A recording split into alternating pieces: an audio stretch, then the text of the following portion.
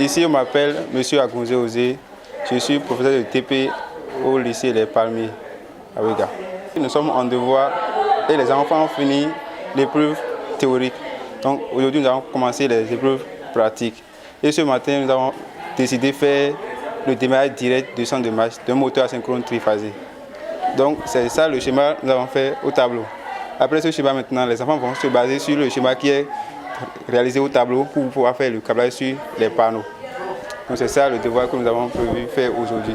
Et à la fin, chacun sera noté sur ce qu'il a fait. La filière F3, ici c'est une filière dans laquelle nous étudions comment réaliser les différents types de montages, comment travailler sur les chantiers, et aussi dans les industries. Quand je dis industrie, par exemple, je prends le cas de la Sobebra, par exemple, ça c'est une société industrielle. C'est là quelqu'un qui a fait l'électricité, pas l'électricien de rue, non. Ça c'est à part. Celui qui est électricien de rue, là, il va travailler sur les chantiers simplement. Mais celui qui a étudié la F3, l'électrotechnique, peut travailler sur les chantiers et encore travailler dans l'industrie, c'est-à-dire par exemple à la Sobebra et encore avoir des contrats dans des structures données. Vous voyez. Donc celui qui a fait la F3 peut devenir ingénieur et s'auto-créer lui-même. Comme il peut encore avoir l'opportunité de travailler à la SB2E dans la structure internationale qu'il veut. Vous voyez. Donc c'est un peu ça. Alors, chers parents, et encore une fois, vous qui nous écoutez, qu'est-ce qu'on gagne concrètement dans la filière F3? Si vous, parents, vous avez décidé que votre enfant aille s'inscrire en F3, c'est pour quel débouché? Alors, en se basant sur les documents produits par la DET, surtout le service d'orientation scolaire, et les documents en vigueur actuellement au Bénin, la F3 fait de vous un électrotechnicien. Alors, quand quelqu'un qui veut faire la F3 sera à la fois électricien de bâtiment et électricien en industriel. Déjà, vous allez voir que ceux qui s'inscrivent en F3 sont ceux qui ont un BPC. Et quand après le BPC, ils viennent s'inscrire en F3, ils font 2 ans. Et en première, ils préparent l'entrée en terminale et préparent en même temps le CAP-EL. En réalité, il n'y a pas un CAP F3 au Bénin pour ceux qui s'inscrivent directement en F3. Donc quand le monsieur, bien la dame, la jeune dame, et après son monsieur veut faire de la technique et choisit de faire la F3, il fait 2 ans, la seconde F3. Et en premier F3, il suit les cours pour préparer l'entrée en terminale, pour passer en terminale. Et en même temps, suit des cours complémentaires de niveau 3e année EL pour pouvoir passer le CAP EL. Non, en temps normal, l'État n'a pas prévu un CAP en F3, mais normalement c'est au niveau 1. Il y a des enfants qui déjà rêvent d'être électriciens depuis le bas âge. Et du coup, après le CEP, on essaie de les orienter vers les lycées. Et ils font le niveau 1. Et en niveau 1, on n'a pas F3 en niveau 1. En niveau 1, nous avons ce qu'on appelle EL, électricité bâtiment. Et l'enfant qui fait la première année EL, 2e année EL, 3e année EL, passe enfin un CAP EL. Avant de venir maintenant commencer le niveau 2. Qu'on appelle maintenant la F3 pour passer après 2 ans de DTI. Mais comme beaucoup de gens finissent d'abord le premier cycle de l'enseignement général et viennent maintenant au niveau de l'enseignement technique avec un BBC déjà, ils sont dispensés de niveau 1. Donc du coup, ils commencent directement la seconde F3.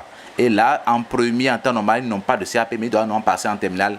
Mais ils veulent toujours au moins profiter de ces 2 ans dans la filière et compléter un peu de cours pour pouvoir passer les examens de la 3e année EL. En réalité, le CAP qu'on passe en première F3 était réservé pour ceux qui sont en 3e année EL. Donc, ils le font, ça marche. Donc, on peut dire que c'est une faveur qui est devenue un droit. Et déjà, pour beaucoup de parents, déjà, et mon enfant qui est en F3 doit forcément avoir un CAP. Et ça, après, comme ça, et partout, dans les écoles même. C'est pour ça que même si l'enfant est en première, et si malheureusement il n'avait pas le CAP, ça n'empêche pas d'aller en terminale. Parce qu'en terminale, il aura seulement passé seulement le bac F3 seul. Maintenant, s'il avait peut-être un CAP, voyez-vous, et déjà en première, avec le CAP, il pourra passer un TTM, qu'on appelait en temps TTI. Voilà un peu ce que. Donc, les débouchés de la filière F3 sont simples. Quelqu'un qui veut faire la F3, c'est quelqu'un qui a déjà choisi d'être électricien à la base. Alors, donc, il sera quoi? Il sera électricien utile pour les maisons des ménages. Donc, il peut, quand les gens ont un projet de raccordement dans la maison, il pourra facilement le faire. Quand les gens ont des chantiers, et peut-être des chantiers de logements sociaux, tout ça là, c'est eux qui vont travailler sur ça. Non, les panneaux solaires que les gens veulent, peut-être les gens qui peut-être ont construit leur maison, ils veulent maintenant éclairer la maison. Donc, ils n'ont pas forcément besoin de la SBE. Ils peuvent installer l'énergie éolienne ou bien installer les panneaux solaires. Tous ceux-là, c'est les gens qui ont fait l'électricité à la base, qui savent quelle combinaison utiliser pour que dans la maison, qu'il y ait telle puissance, tel générateur, telle quantité de courant pour pouvoir alimenter les lampes dans la maison. Tout ça, c'est l'F3. Vous allez constater que aussi ceux qui apprennent l'électricité sur le tas, c'est-à-dire ceux qui apprennent ça auprès d'un maître, quelle différence est entre eux et ceux qui vont à l'école lycée? Ceux qui apprennent la filière chez les maîtres, c'est les gens qui, peut-être, pour vous dire vrai, le monsieur a peut-être 10 femmes et chaque femme a 5 enfants, peut-être 50 enfants, je n'importe quoi. Et les enfants, vraiment, très peu vont à l'école. Donc, du coup, fatigué, il va maintenant les partager chez ses oncles, chez ses parentés en ville. Le jeune vient en ville et il reste auprès d'un atavi, le frère de son père. Et à frère de l'âge, il vient à frère de l'âge. Or, l'âge légal au Bénin pour être apprenti, c'est au minimum 14 ans. Lui vient et déjà à 10 ans, à 9 ans.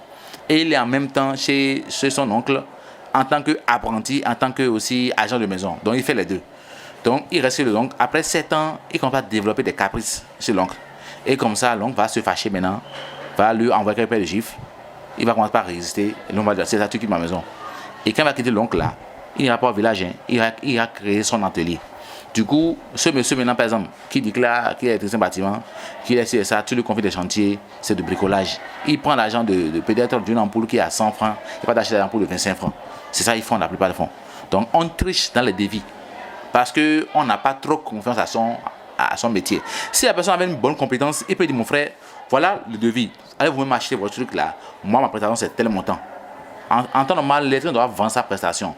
Mais beaucoup d'entre eux sont très peu qualifiés. Donc, du coup, vous allez voir que beaucoup d'entre eux, ils sont obligés de gagner dans les devis. Et maintenant, côté travail, ils font le jonglage et c'est un peu ça. Et c'est en cela que l'enfant qui veut s'inscrire en filière F3, déjà a davantage. Lui, seulement, c'est l'écrit. Il a déjà l'âge qu'il faut, il a le BC. Tout ce qu'on peut faire actuellement, maintenant, au moins au-delà de 12 ans, 13 ans. Voilà, donc, du coup, avec ça, maintenant, il va s'inscrire. Et avec son intelligence, quand il va finir son CAP en EL, électricité, même accompagner quelqu'un qui a fait les essais sur le tas, il va réfléchir. Parce que lui, quand il vient dans ta maison, même pour casser les murs, il les casse avec l'intelligence. Il fait les choses avec les outils professionnels. Ouais, déjà, même tout en parle des mensonges, même les outils de travail sont des outils obsolètes que les gens utilisent. L'État vit juste parce que l'État aussi, à un moment donné, a réglé un peu ce travail-là. Désormais, même les patrons, les maîtres, les ateliers, tout ça là, ne pourront plus donner de diplôme aux gens. Tu formes l'apprenti et tu prends l'apprenti à l'examen de l'État et il aura à la fin un CQM. Donc avec cette procédure que l'État a instauré, ça a permis de régler un peu les tirs et de corriger un peu la chose. Donc par rapport à la filière de F3, vous êtes électricien bâtiment, vous pouvez être spécialiste technicien en montage de panneaux solaires, technicien en installation de tout ce qui est courant énergie et comment produire l'énergie dans une maison. Donc c'est un métier qui est hautement en vogue au Bénin. Et comme je l'ai dit, comparé à ceux qui sont dans l'artisanat, c'est des choses qu'il faut revoir.